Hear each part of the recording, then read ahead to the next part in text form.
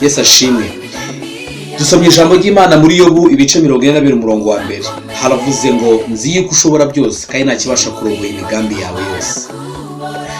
Imana yacu ishoboye byose. Imana yacu nta kibasha kuyirogoya habe n'iki habe na kimwe. Nta cyarogoye umugambi w'Imana. Nta cyakwitambika umugambi w'Imana.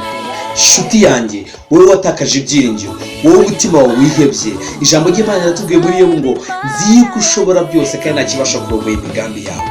Imana yacu imigambi yayo nta kibasha kuyirogoya. Imigambi Imana idufiteho ku buzima bwacu nta cyayirogoya.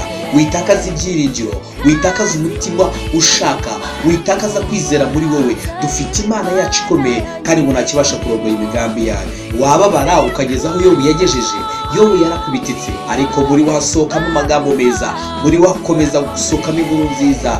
Aravuga ngo nubwo abana bashizeho, nubwo umudama ndetse nubwo amatungo, nubwo ibintu byose biyoyote bigashira, ariko nta kibasha kurogoya umugambi w'Imana.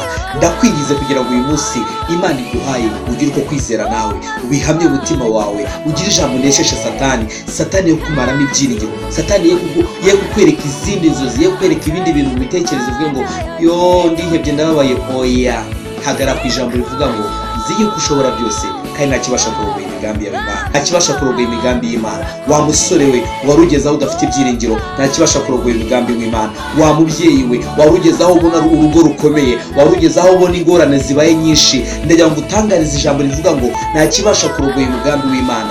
Yobu umugore yamuvuyeho, abana bose baragenda, imitungo iragenda, ariko arahagara avuga ngo oya, nta kibasha kurogoya imigambi y'Imana. Nshuti yanjye, nta kibasha kurogoya imigambi y'Imana. Komeza kwizera uyu mugabo. Imana yacu ntigikoze isoni. Ijambo ry'Imana rivuga ngo ntawe wayikoreye ngo yikore amaboko, nta n'uwayizenga akorwe n'isoni. Oya, urashaka ibyiringiro birenze ibyo, nta handi bibonerwa muri Kristo. Umutima ugatangira kumenya ko nta kibasha kurogoya umugambi w'Imana. Imana iguhereza umugisha, ndakwifuriza umugisha, ndakwifuriza kugubwa neza. Ibyiringiro byawe ubitumbire kuri Yesu, ibibazo byawe byose ubyerekeze kuri Yesu, nta kibasha kurogoya umugambi w'Imana. Murakoze.